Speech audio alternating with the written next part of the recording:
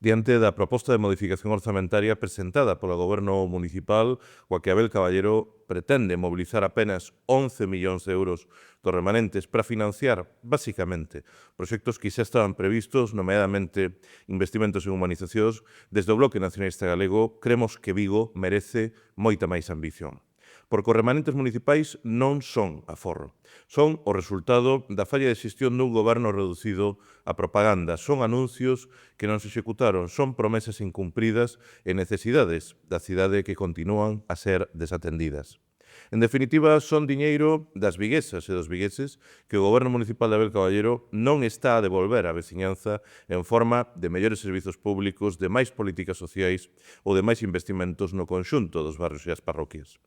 Frente a esta falta de ambición, o BNG presentamos unha alternativa clara registrando unha batería de 172 enmendas para mobilizarmos case 61 millóns de euros máis destes remanentes e poñelos ao servizo do que realmente importa, mellorar a vida da xente. En primeiro lugar, propoñemos reforzar con decisión as políticas sociais, duplicando as axudas de emerxencia e ampliando os recursos municipais para atender situacións de vulnerabilidade que, por desgraza, cada vez afectan a máis familias na nosa cidade. Un dos eixos principais das nosas propostas é a vivenda, porque detrás da crise da vivenda hai historias reais, mozas e mozos que non se poden independizar, familias que non chegan a final de mes ou persoas, moitas persoas, que viven coa incerteza de poderen perder o seu fogar. Por iso, propoñemos dotar con 20 millóns de euros adicionais a futura empresa municipal de vivenda, para que, cando estea constituída, sexa unha ferramenta útil para afrontarmos o principal problema social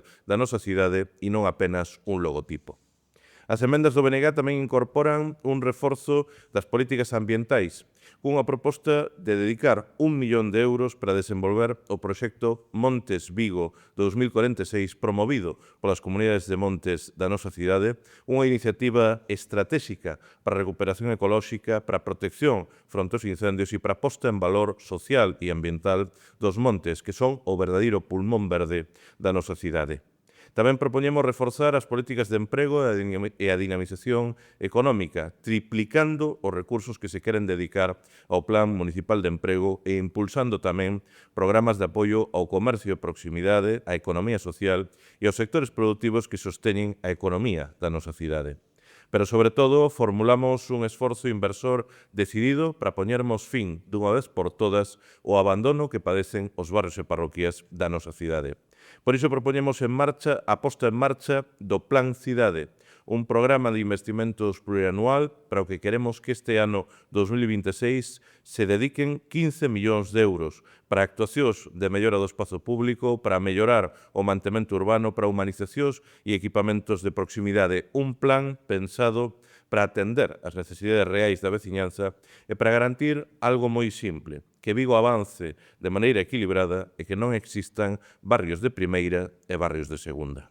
As nosas emendas tamén buscan reforzar ámbitos esenciais para a vida da nosa cidade, como son a cultura, o deporte, as políticas para a mocidade ou as políticas feministas. E en relación a isto último, o BNG propoñemos recoller o mandato do recente 8 de marzo que volveu interpelarnos a todas e a todos reclamando máis recursos e menos discurso.